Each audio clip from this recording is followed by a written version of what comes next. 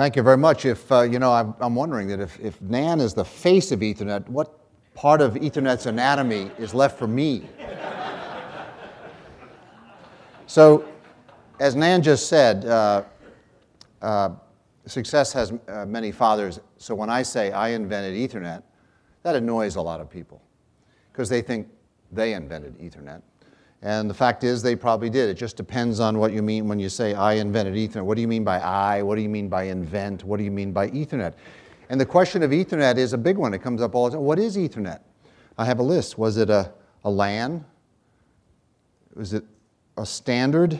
CSMA CD, is that what I invented? The use of coax in local area networking. The packet format, which has endured over these decades. Did I invent that? The business model of Ethernet, and how do you take a LAN and make it into a business? Well, those are all candidate meanings for the word Ethernet. There is one thing that's true. I named Ethernet. That's indisputable. There's a memo and everything on May 22nd, 1973. And since that time, I learned from IDC recently that in 2011, 1.2 billion Ethernet ports were shipped.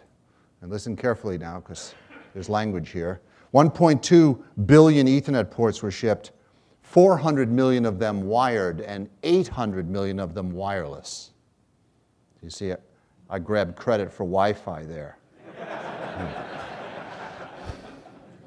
So since my career as an Ethernet person, by the way, Lan, it was InfoWorld magazine, and I was a pundit, and I wrote for 1 million people a week about the internet, many of whom remember what I wrote, and I hope you won't rush the stage during the talk.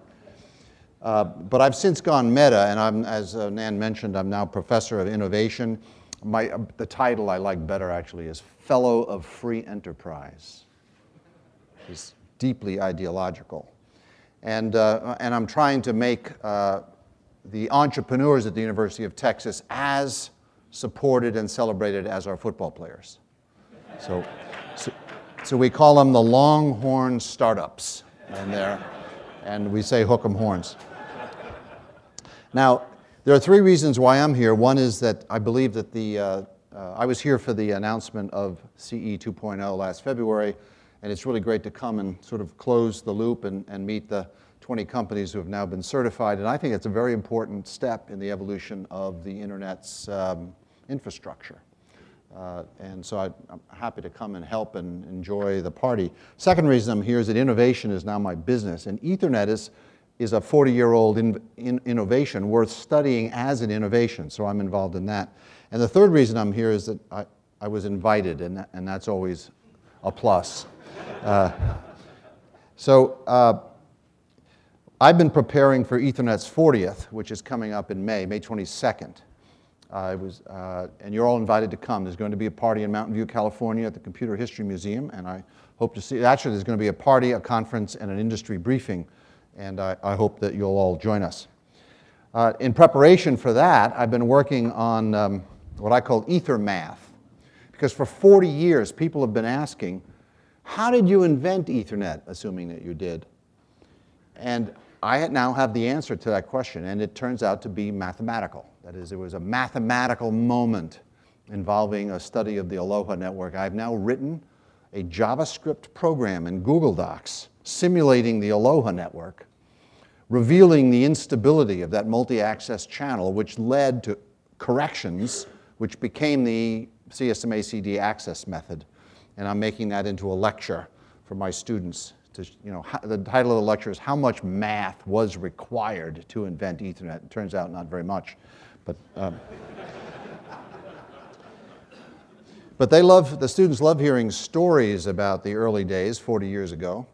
And one of my favorite stories, and it relates to what we're doing here, has to do with the speed of Ethernet. The original Ethernet ran at 2.94 megabits per second. I refused to round it up to 3 because the rounding error is bigger than the speed of the trunks of the internet in 1973. They were all 50 kilobit per second trunks. So if you round 2.94 up to 3, the rounding error is what the trunks were running at. So that's why I don't do it. But it turns out that was exactly the right speed. Because 5 years later, we had a traffic monitor on the Ethernets there at Xerox, and 5 years later, those Ethernets were all about 50% full on a 24-hour basis. From that, we all concluded that Dave Boggs and I did a really great job of estimating the requirement for the forthcoming applications of the Ethernet, and thereby coming up with this number 2.94 megabits per second, and it worked out. The trouble is that's not what we did. We had a card, and we were trying to cram all the FIFOs and the controls on it, and then we decided we needed to put a CRC on it, and the CRC was actually on a little piggybacked thing on the side of the board, and so where was the clock going to be? We couldn't figure out where to put the clock. There was no room on the board for the clock. And then we remembered that there was a clock on the back plane. The system clock ticked every 170 nanoseconds. So we just grabbed hold of that clock and used that as the Ethernet clock to clock those bits out onto the network. And if you do the math, 170 nanoseconds with Manchester encoding, which is 2 transitions per bit, you get 340 nanoseconds per bit, which is 2.94 megabits per second. And the fact is the applications filled the network halfway after 5 years only because any app that tried to use more bandwidth failed. So build it and they will come. Imagine if we had built a 10 megabit at the beginning, what new applications would have come sooner having had with that little bit more bandwidth available. Right after publishing the papers on that Ethernet, I was on a panel at a conference, and there were 2 other guys sitting next to me, and I was a research person, and these were 2 meat-eating vendors. And one of them was purveyor of a modem that ran at 2400 bits per second, and he was the established industry player. And then there was a startup there that had a 4800 bit per second modem. And they were arguing, and the 2400 guy argued that you don't need 48 because the characters already go by on the screen faster than you can read. Why would you want 4800 bits per second? And then it was my turn, and I started talking about a 2.4 megabit per second. So they laughed. That was hilarious. What they weren't realizing was there was a different kind of traffic about to be carried. That is, the argument about 2400 obtained if you were running terminal traffic, but it did not obtain if you were running packet traffic, as we ultimately did on the internet. Now, speed is not the only characteristic of a network, as you all well know. Did I just say y'all? I'm from Texas, so we say that. There are other characteristics, the various speeds of Ethernet, 2.94, 10 megabits per second, 100 megabits per second, 1,000 megabits, that would be called a gigabit per second, 10 gig, 40 gig, 100 gig, and pretty soon terabit Ethernet. That's just the speed dimension. But there's other dimensions which are equally important. The distance, the media, the latency, the error rates, the security, the ubiquity, the business model, whether it's standardized or not, its cost, availability, durability, upgradability, and so on and so forth. It's just not the speed. And a great example of that is a new evolution in Ethernet, which you've all heard of course, which is power over Ethernet. So that's not speed. That's a spec where you're delivering DC over the same copper that you're delivering the Ethernet. So that's not speed. It's another spec. I find it ironic because in the early days of Ethernet, the aforementioned meat-eating vendors told me that no one's going to install new wires for Ethernet. No one's going to do that. You're going to have to put Ethernet on the power line, which we tried to do, and it didn't work. I guess it's working now. 40 years later, it's beginning to work. I think it's ironic now that Ethernet has so spread that now we're demanding that they put the power on the Ethernet lines, the other way around. How late did you start, Nan? Do I have a reprieve? Because I'm out of time already. I just want to know, do you want me to be synchronous or asynchronous here? So I'm on the board of an organization called US Ignite. Has anyone ever heard of that? There's one hand, 2, 3. So it's an activity of the National Science Foundation, and I'm on its board. And it has a very unusual charter. you know, I said build it and they will come. And by the they, I guess they mean users will come, applications will come once you provide the infrastructure. But it turns out they need a little help. That is, they need to be invited to come. Someone needs to encourage them. And so that's what Ignite is doing. Ignite is trying to look for the next killer apps for the internet. And their assumptions in that are two things. One is that this next generation internet will routinely run at a gigabit per second. That is, so for example, Chattanooga, Tennessee is now the first gig city. Every home and business in Chattanooga, Tennessee has gigabit service now in preparation for looking for a killer app for gigabit network. And the other requirement they have is that the new networks will be software defined.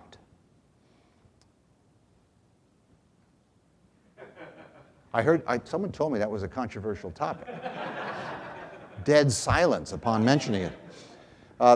In any case, I'm pretty excited about this effort to find the new killer app for the internet. And maybe I've mentioned this before, but I do it with a 3x3 matrix, which you may find useful. It's still useful. I've been using it for about a year. There's the new kinds of traffic. You know, there have been old kinds of traffic, telnet traffic, file transfer traffic, web traffic, social traffic, voice traffic, video traffic. And each of those kinds of traffics has led to the disruption of a major industry, a long list of industries. Journalism, music, newspapers, telecom, telex. Did you used to have telex numbers on your business cards? We don't do that anymore. Anyway, these industries have been disrupted. So the real question is, what new kinds of traffic are we getting and what new disruptions can we anticipate? So there's this 3x3 matrix with my 3 favorite new media and 3 favorite new industries that are now ripe for disruption. The new traffics, quite familiar to you, would be video, mobile, and embedded, which are now invading the internet. And then the industries that are ripe for disruption. These are really big ones now. Forget these little ones like advertising. This is big. This is education, energy, and healthcare. All 3 crying out for disruption, and we are about to do it to them again. And the one that I'm really excited about now, especially since I are a professor, is education. So now the internet is really going to take education and put it on its ear. You've heard of MOOCs, M-O-O-C-S. If you haven't, Google it up and start looking. It's very exciting, and you can watch this disruption go on in slow motion. Just like if you watched music, iTunes disrupt music, Amazon disrupt books, you're about to see the MOOCs disrupting higher education. One WAG has predicted that in 10 years, Harvard will have 10 million students. And they won't all live in Cambridge. So those are the kinds of application opportunities that I'm looking at with Ignite. But this now brings me actually to my closing remarks. Before I understand Nan has commissioned a hired gun to come up here and get me, and Rosemary's sitting there just waiting to ask me these hard analytical questions, which I will be embarrassed not to answer. But let me embarrass myself even more deeply, because I've detected an area where I think MEF needs advice, and I'm an advisory director, so I'm supposed to give you that advice. So here I am, gung-ho about MEF and the new CE 2.0 and the evolution of internet plumbing, namely Ethernet. And here I am at Ignite, excited about the new possible killer apps yet to be discovered for the gigabit software-defined network. And these 2 efforts, MEF and ONF, both members of the F family. Doesn't it make sense? Wouldn't it make sense for MEF to be talking to ONF about how 3.0 can anticipate the requirements of the new gigabit software-defined networks? Don't you think that would be a good idea? I think that. So Nan, I'm officially submitting that advice okay? Yep. Because it would be so boring for that not to happen, because it's happened 20 times before, where the carriers go this way, and the computer companies go this way, and then a big unconstructive fight goes on for 5 or 10 years, and then finally it all works out. Let's skip that boring part and just go right to it and get 3.0 to do automated provisioning and other things like that.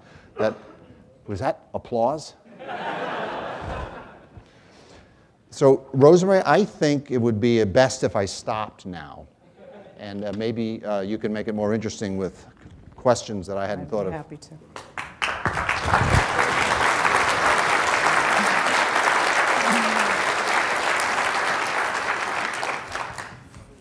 Well, that's difficult to follow, Bob. That's, you got everybody riled up with the ONF. Sitting next to Nan, and he kind of went, I like that, right?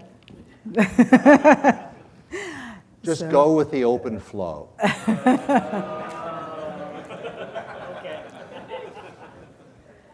So, Bob, that was very inspirational and, certainly a great framework for today's summit on innovation. So I put together some questions that I've been thinking about on those topics, and I'm sure the audience probably has some as well. So in the time that we have, we'll try to pick your brain about some of the things that you've learned over the years and all of your life experiences, starting out with, the Xerox PARC legendary, invention of Ethernet, all the way up to your time now in Texas. So I guess the first thing is maybe going back, looking at 1973, and if you look at the definition of innovation, it's really the process of inventing something new or improving on a process. So you described a lot about the feeds and speeds of, the things that you were doing then. I'd like to maybe kind of go to what were you trying to develop? What were you trying to improve upon at Xerox? What was your mission at that time, and what did you go through to get to that point? So I had been working in graduate school on the ARPANET, Internet 1.0, and there we were connecting mini computers together across the country. And I arrived at Xerox, and it was my lucky day. So they gave me a problem that no one else had ever had before. What would you do if you were to have a computer on every desk? And how would you connect them? So I was the networking guy. They said, Bob, you connect them. That was luck. Inventing Ethernet was easy after that. The two requirements, there were two. Mm-hmm. One was we were building arguably the first laser printer. Page per second, 500 dots per inch, 8.5 by 11. Multiply that out, 500 times 500 times 8.5 times 11 is about 23 megabits per second. So to keep the printer busy, we'd have to generate megabits per second. So RS-232 was not looking like it was going to do the job. Requirement number one. Requirement number, so imagine 255 personal computers. And this, believe me, there weren't personal computers in 1973. There just weren't. So the idea of having one on every desk was, people yelled at you for such a stupid idea. Just think of all the MIS managers you'd need to take care of them. The other requirement was to get access to the ARPANET. So we want, the internet, then call the ARPANET. So that was an easy requirement because our access from our desk at that time ran at 300 bits per second. It was a Texas Instruments Silent 700. So the Ethernet had to reach a couple of hundred machines spread out over about a mile at some number of megabits per second, and gateway into the internet. That was the initial requirement. Mm-hmm. Interesting. So to follow on that, in retrospect, knowing what you know now, what did you learn from that experience that you've been able to take with you through the years? Or what didn't you know at the time that you wish you had known? I'd like to be 27 years old and know what I know now. Wouldn't we all? Yeah. Well, I learned about that it was the funnest time in my life, mm-hmm. and it's important to have fun. So when you're innovating or when you're working, you need to have fun. If you're not having fun, you should just stop immediately and walk out the door. All right, so occasionally you have to put up with it for a week or two. But if you find yourself doing it for years on end, get out of the place. I didn't have that problem at Xerox PARC. As I said, I was very lucky. Resources and that problem, that magical problem that is really... the other thing is we were building our own tools, and that's an old HP concept, but that's what we were doing. We wanted to print our own documents. We wanted to do our own emails, so we were building something that was useful to us.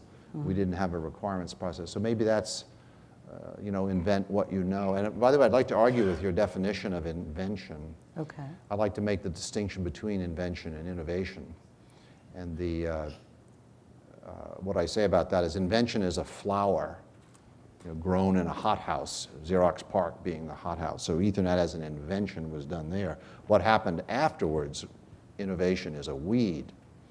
So when you take Ethernet out of the hothouse and you take it out into the real world, you don't find a bunch of people just dying to be innovated. You find a bunch of people out to kill you. I mean, the status quo, which at that time was the AT&T company and the IBM Corporation, both of whom dominated their respective fields, that was the status quo, and very resourceful, powerful companies. Yes. Who we eventually crushed. So there's the distinction. So the other thing to have learned is the distinction between invention and innovation, and or the semantics there. So innovation is tough work, and it's not a pretty thing. It's you have to be a weed, and people are trying to put weed killer on you all the time. Well, that's, takes us to, the innovation, things that really foster innovation, but what things are inhibitors to innovation? What are you saying that would be a threat to that going forward? Well, very lucky to be at the Xerox Research Center, which was well-funded, and we had general direction we should do research that led to a paperless office of the future. Ironically, we built a laser printer and started producing more paper than had ever been produced before. Right. And you could imagine having a job where innovation was less encouraged. But another thing to learn, though, is I've found that the most unhappy people are those for whom nothing is interesting. And this occurs among college students quite a lot. Just nothing's interesting. And it leads them in really bad directions. So what I learned was that everything is interesting. So even if you don't work at the Xerox Research Center, being interested in whatever it is you're doing is really good for your morale and likely to lead to innovations as opposed to putting up with it day after day. So for the equipment vendors here, the ones that have achieved CE2.0 and others that will, and service providers, what would you advise in terms of going forward in the business of fostering that within their organizations? Well, it's a spirit of co-opetition. So we're all in the communications business. It means it's our job to connect things together. To connect things together, you need to have standards. And you need to cooperate on the development of those standards. You don't want them imposed. You want to cooperate on the development of them so they stand a better chance of being right. And then the competition starts. So it's co-opetition, which is something I learned in Silicon Valley. And it's a mindset to promote.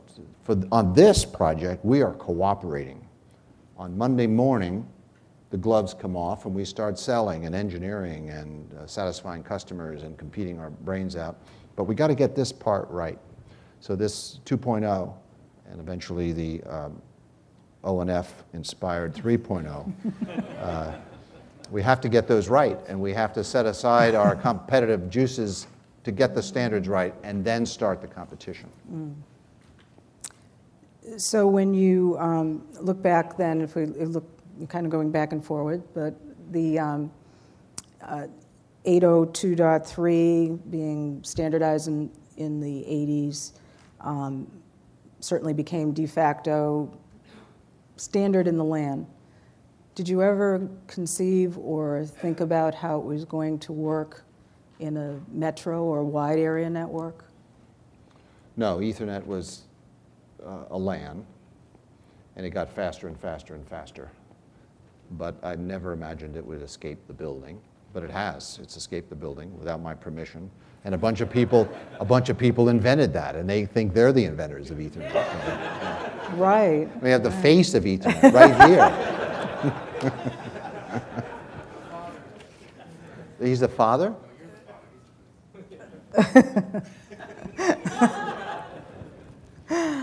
Okay, so I'm sorry. another question. Did I answer that question? I think you did. I think you did. So let's see about this one. One more, and then I'll open it up to some questions from the audience. What will replace Ethernet? I'm not a good person to ask about that, but there's a funny answer to that. It's funny true, and I've watched this happen for 40 years. Whenever something new comes along and it looks like it's going to work, they call it Ethernet. So then this is over and over again. So this, whatever this next thing is that's not Ethernet is going to be Ethernet right after they realize it's going to work. Because the word Ethernet, that name, which I did name it, there's no dispute about that. That name has a business model associated with it, a vibrant, proven business model, and it also is a brand, really, and it carries with it implications. And when a new networking technology comes along, they want to borrow all that. They want to participate in it. I don't know if you remember VG Anyland. They didn't always call it that. They initially called it some version of Ethernet, and I refused. I said, it may be a damn good technology, but it ain't Ethernet. And HP eventually capitulated and called it VG Anyland, and then it died. If they had succeeded in having it called Ethernet, it would have lived. You know? Who knows? It certainly worked. So then what you're saying is, as MEF members, the more they can use the word Ethernet, the better. Well, I noticed that they've stopped using the word Ethernet. Now it's not the Metro Ethernet Forum, it's MEF now. So there goes Ethernet. Now, I've been very fortunate that brand it wasn't always the brand. That was the nerdy name for the project at research. And then when Xerox went to productize Ethernet, we changed its name. It was called, for 4 years, it was called the Xerox Wire. And they had TV ads and everything about the Xerox Wire. And then we managed to start the standardization effort and got DEC and Intel and HP and others to join the standardization effort. And they said, well, we'll go along with this, but we're not going to call it the Xerox Wire. What are we going to call it? And they fell back on the nerdy network research name, which I came up with. Okay. Do we have any questions from the audience? I have more. Yes? Someone in the back? Hi, it's Joan Engebretson from Carrier Ethernet News. What are you seeing as some of the more interesting things going on with US Ignite? I'm just getting started there. I haven't been to Chattanooga yet. I expect to see it all there. So this is the National Science Foundation and the White House, the Office of Science and Technology Policy. It's a jobs program. So it's coming out of Washington, and but it comes with a point of view, which I've expressed already, much to the annoyance of many of you, which is that it comes with a software-defined network, open flow, gigabit. So it's gigabit and software-defined coming together. So I find that interesting. And they're the scientists. They're the people. These are the university scientists generally funded by NSF to develop new networks, and they're sort of converging on the idea of the software. The Genie network. Have you heard the Genie, the next generation internet? So it's in my homework list to learn a lot more about Genie, and I understand open flow is controversial. I don't see why MEF just doesn't immediately adopt open flow and implement it as 3.0, don't you think? No? Are there problems with that I haven't learned about yet? So that's interesting. But now there's the apps, the most exciting parts of the apps to be developed, and I tried to sketch how I'm going to go about it myself. You know, the disruption of education, the disruption of energy, and the disruption of healthcare. And the way you get into the details of that is look at the new forms of traffic that are being created. It's the traffic that disrupts the industries. You know, that is how that bandwidth is packaged, as web pages or voice packets or videos or whatever. So I tend to look at the traffics and how they're going to disrupt things. And that 3x3 matrix, you can look at examples of how, for example, how is embedded traffic going to involve healthcare? Well, constant patient monitoring, the constant monitoring of our bodily signs transmitted over the network to our doctor. So the doctor will call us up and say, you're going to have a heart attack in about an hour. I recommend you come into my office. And that'll be, so that's in the box that says embedded, because it'll be embedded, and healthcare. Or you go up to the MOOCs, video, education, the MOOCs. The Khan Academy is a great example of where internet video is disrupting education already. And so I recommend looking at all 9 of those boxes for innovation, disruption opportunities. Mm-hmm. Thank you.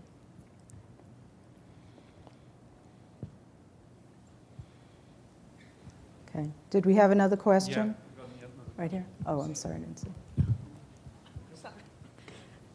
Okay, Lucy Yang, as this computer virtualization trend moving, and more network overlay or network virtualization overlay application now, how do you see this Ethernet position in the overlay application for network overlay? Yes. I don't think I have any insights there, particularly. Virtualization seems to be a trend in storage. It's a trend in compute power. It ought to be a trend in networking. And I suppose that's what SDNs have something to do with, is the virtualization of network resources. That's probably what OpenFlow is all about and why we should adopt it almost immediately without further consideration of any of its pluses or minuses. And what are the benefits of virtualization? Cost reduction, flexibility, automatic scaling, automated provisioning. So 3.0 is obviously going to have something like that in it, automated provisioning. At a minimum, automated provisioning, even if it doesn't well serve OpenFlow. I'm sorry, I don't really have any flashy insight there. So in addition to ONF that Nan's working on now, I know, is there any other recommendation that you give to the MEF at this point? Well, full speed ahead. Congratulations and thank you to the 20 companies who are now certified 2.0. And that means we only have 60 more network equipment vendors to go, and 100 more service providers to go, not counting the service providers who have yet to be recruited. So one of the things we have to do is reach out of the first world. We have all these countries out there that have no internet at all or hardly any. And we'll do those countries a lot of good by arranging to get them internet infrastructure. And so getting their carriers into the camp and get that infrastructure built, that should be a very high priority, because greater connectivity brings freedom and prosperity. Let me put a fine point on that. Freedom and prosperity is what this is all about, and connectivity is one of the shortcuts to it. Freedom and prosperity are driven by connectivity, and we've seen it. I've been watching it for 40 years. You connect people together, their markets become more efficient with less friction, their democracies become more transparent. That's the first thing the tyrants do, is they shut down the internet. So let's get the third world in on this 2.0 and eventually 3.0 movement. Look. So should we be looking to Austin for the next community of big ideas after, certainly you've been in Boston, you've been in Silicon Valley. Is Austin next? Well, Austin's a great city. Hook 'em horns. We have the state capitol and the University of Texas, and a seething startup community, not the scale of Silicon Valley, and we don't have as many research universities as Boston does, but there's a lot of startup activity there. I don't view innovation or startup activity as a zero-sum game, so I'm not trying to get Austin to beat Silicon Valley, even if that were possible. I'm just trying to get, since I believe I've watched and prospered in the Silicon Valley model of innovation for 22 years, I want to see that more in operation in Austin, and you know, everyone can stand for improvement. But I'm not out to beat Silicon Valley or Chattanooga or New York. We should help them all learn how to innovate. Right. And I understand that in the Silicon Valley area, there's something very big going on in May that maybe you can share some details with us about. Yes. Oh, and imagine, look, there's a slide of him. You all are now formally invited by Slide to attend Ethernet's 40th birthday. This event is being jointly sponsored by the Palo Alto Research Center, where Ethernet was invented, by the Computer History Museum, which is interested in history, and by MEF itself. It'll be at the Computer History Museum in Mountain View, California on the 22nd and 23rd, and there's really 3 events. The 22nd is a conference on innovation, using Ethernet as its case study. Then there's a party the evening of the 22nd, the gala birthday party, and then the next day is an industry briefing, updates for journalists and others on the state of the Ethernet industry. So please, please plan to come. Yeah. Well, congratulations after 40 years. That's great. Excellent. My wife asks, what have you done for us recently? Wonderful. Well, thank you very much, Bob. This has been great. You.